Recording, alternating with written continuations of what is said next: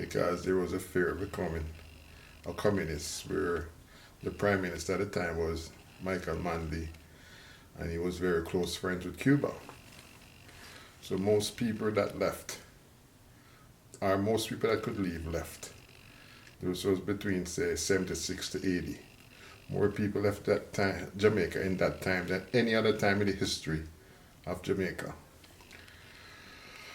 Anyway, I came right out of high school, and I didn't even know that I was an illegal alien till I started looking for work.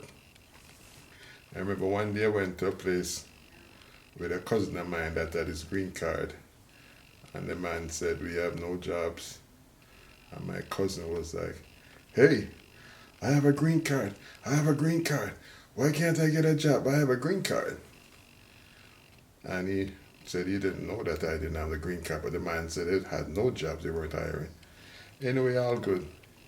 Anyway, as an illegal alien, I go around and do a little work here and a little work there. Sometimes I work with a man off the books. And because that man know, the papers, there's no priority to say I have to pay you. So when time comes to get paid, the man tell you all kinds of story. Man, this no pay yet, this no pay yet, but he's lying.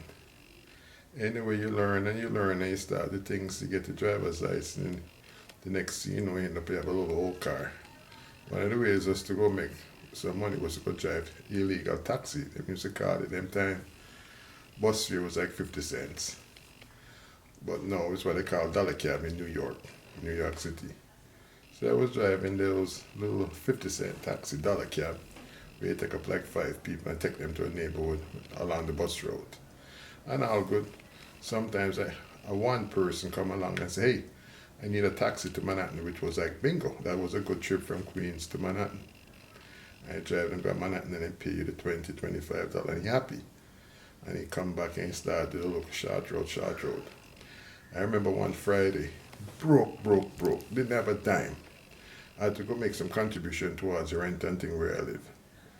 And a man come along, a black American man, in his suit and tie, briefcase, and a big old Macy's big brown bag. Back then Macy's was like a Gucci store for poor people in New York. It was like, Macy's big brown bag, big store, big shop. And the man come and the man say, "I want a taxi to go here and I want to make a stop here and I want to go here." And I'm thinking the final stop was a good ride. And I'm thinking, oh, this is a good job. Anyway, I take the man to the first stop. The man, he took his briefcase, but he left his Macy's shopping bag with whatever was in it at the time. So I wait 5 minutes, 10 minutes, 15 minutes, 20 minutes, half an hour.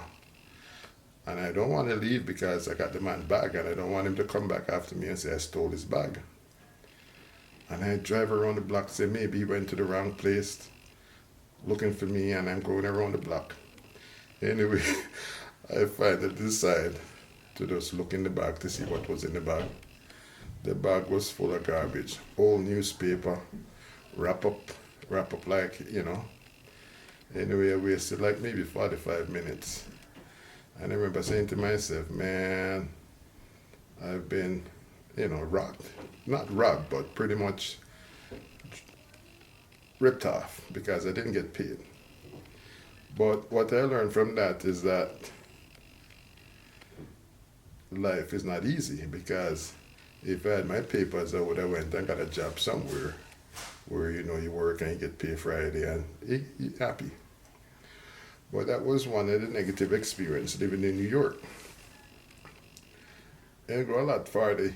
You have friends, that they come here and they come with a green card, and when they see where you live, where, people that come from the same neighborhood, people that used to be your friend, that you would drive in your car in Jamaica, go parties and hang out with, and when they come to America, and because they have the green card, automatically know they're better than you because they get a job down at some little bank where, in Jamaica people think banks and they think it's those great jobs, white collar jobs.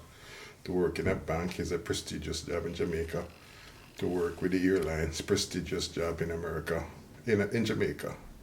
So these people, because they had papers, they could go get those jobs. So automatically now, they're the ones they want to come show off on you. Anyway, what I learned is that sometimes the best way to deal with this thing is to really just, as the friends show who they are, your so-called friends, is just to distance yourself from them. And this is one of the things I tell people even today, some 40 years later, is that if you come to America as an illegal, the first thing you want to do is get away from your Jamaican friends. Or if you're not Jamaican, say you come from Mexico or you come from wherever, get away from the people that you know and go make friends with Americans. And it would be nice if you were brave enough to get away from whatever city your friends are in. So say a lot of times, a lot of people have friends and family in New York. I would say, man, America has 50 states. Go somewhere far from all of them, where you might be the only Jamaican there, or the only, one of the few minorities there. And people will embrace you.